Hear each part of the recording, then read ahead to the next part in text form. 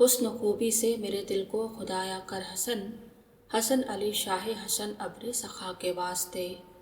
नेमतें दी से मुझे करिया इलाही सरफराज, शाह मुनम पाक बाजे अतकिया के वास्ते। रख शरीयत और तरीक़त पर मुझे साबित कदम, शाह खलीलुद्दीन सैयद महलका के वास्ते। पटना हर दौर में सूफियाओं और औलिया अल्लाह का बड़ा मरकज़ रहा है। यहाँ बड़ी बड़ी दरगाहें और खानकाहें मौजूद हैं।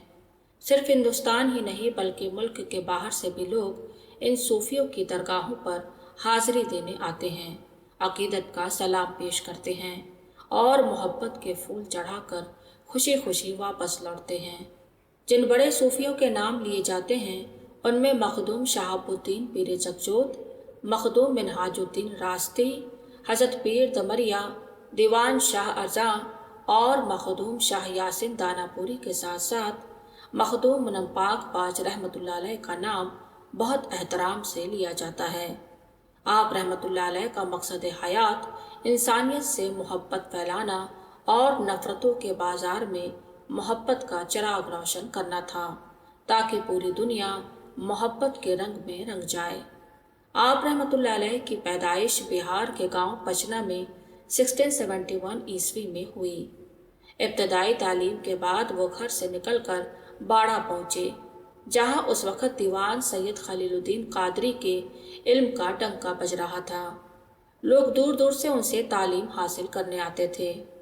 आप मखदूम मुनम पाक बाज रहमतुल्लाह अलैह ने भी वहीं बैठकर सिर्फ दुनियावी नहीं बल्कि रूहानी इल्म भी हासिल किया।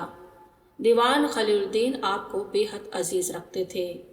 धीरे धीरे दीवान खलील की नज़र इनायत आप रहमतुल्लाह अलैह पर होने लगी और रूहानी मर्तबा मिलने लगा। इस तरह मखदूम मुनम पाक बाज रहमतुल्लाह अलैह आपके सबसे कामयाब मुरीद बन गए और देखते ही देखते खिलाफत से नवाज दिया।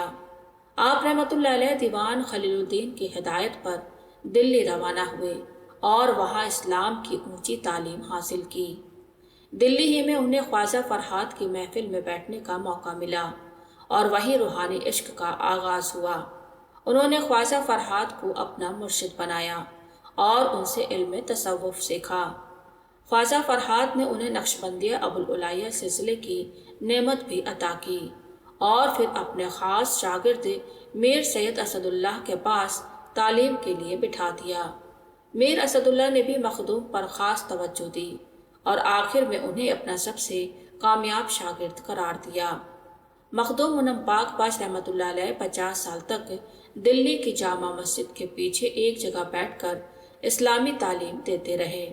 धीरे धीरे उनकी मोहब्बत, उनके इल्म और उनके अखलाक की वजह से लोग बड़ी तादाद में उनके मुरीद बनते गए। इसी दौरान एक मुरीद ने पूछा कि अहले कमाल अपनी सूरत इंसरी जिस्मानी शक्ल बदल लेते हैं, क्या ये हक है? मखदूम ने फरमाया कि जब बंदा इबादत से पाक हो जाए तो ऐसा होना मुमकिन है। कुछ दिनों के बाद आप ख्वाजा कुतुबुद्दीन बख्तियार काकी रहमतुल्लाह अलैह की दरगाह पर मुरीदान के साथ गए। जिस मुरीद ने सवाल किया था वो जब दरगाह में जाने लगे तो उनको शेर नजर आया। वह डरे और उल्टे पांव वापस होना चाहा, लेकिन अचानक शेर की जगह पर आप खड़े नजर आए और आपने अपने इस मुरीद को इशारे से बुलाया। मुरीद को तब ये बात समझ में आई कि शेर की सूरत में आप ही थे। इस तरह सूरत अंसरी के बदलने की हकीकत सामने आ गई। मखदूम मुनम पाक बाज रहमतुल्लाह अलैह पर गौसे पाक शेख अब्दुल कादिर जिलानी और मखदूम जहाँ शेख सरफुद्दीन अहमद यहिया मनेरी रहमतुल्लाह अलैह की खास नजर इनायत थी। हर साल इस्लामी महीने के शाबान को बिहार शरीफ जाते और उर्स तक बराबर वही मखदूम की दरगाह पर रहते। इसी बीच मखदूम मुनम पाक बाज रहमतुल्लाह अलैह को रूहानी इशारा मिला कि तुम पटना चले जाओ। वो पटना आ गए। मितन घाट में मुल्ला मितन की जामा मस्जिद के पास रहने लगे। जल्द ही अमीर गरीब छोटे बड़े पढ़े लिखे और अनपढ़ सब उनके तालिब इल्म बन गए। वजह सिर्फ ये थी कि आप रहमतुल्लाह अलैह के पास मोहब्बत थी।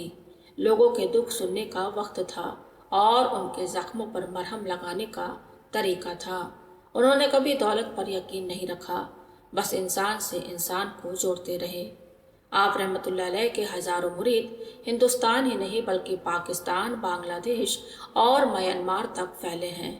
آپ رحمۃ اللہ علیہ کی خانقاہیں آج بھی موجود ہیں اور لوگ ان سے جڑے ہوئے ہیں۔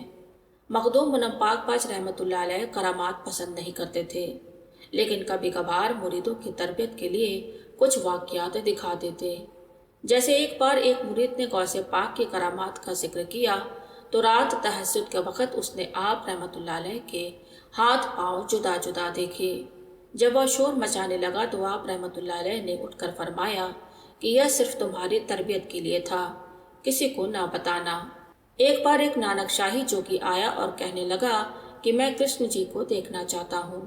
مخدوم مسکرائے اور اس پر دھیان کیا۔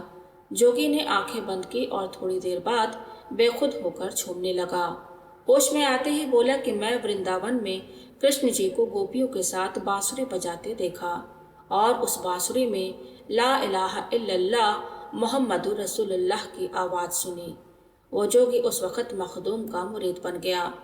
آپ رحمۃ اللہ علیہ نے پوری زندگی شادی نہیں کی، اکیلے رہے، نہ ان کے کوئی بچے تھے نہ ہی ان کے پاس زمین و گھر تھا، لوگوں سے بہت کم ملتے، ساری زندگی کوئی مکان نہیں بنایا، نہ کسی سے بھیٹ لیتے اور نہ ہی نوابوں اور امیروں سے میل جول رکھتے، اپنا زیادہ وقت اللہ کے ذکر و فکر میں لگاتے، یہاں تک کہ آنکھیں کھولنا بھی پسند نہ کرتے، کم کھاتے اور کم بولتے۔ آپ رحمۃ اللہ علیہ کا زیادہ وقت لوگوں کی پریشانی دور کرنے میں جاتا تھا، ہر ایک سے خوشی خوشی ملتے اور انہیں دعائیں دیتے۔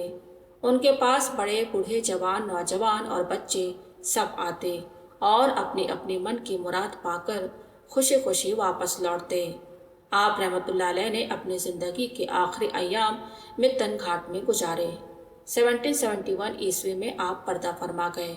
متن گھاٹ ہی میں آپ کی درگاہ شریف قائم ہے، جہاں ہر سال عرس مبارک کے موقع پر بڑی تعداد میں عقیدت مند حاضر ہوتے ہیں، فاتحہ پڑھتے ہیں اور آپ کی یاد کو تازہ کرتے ہیں۔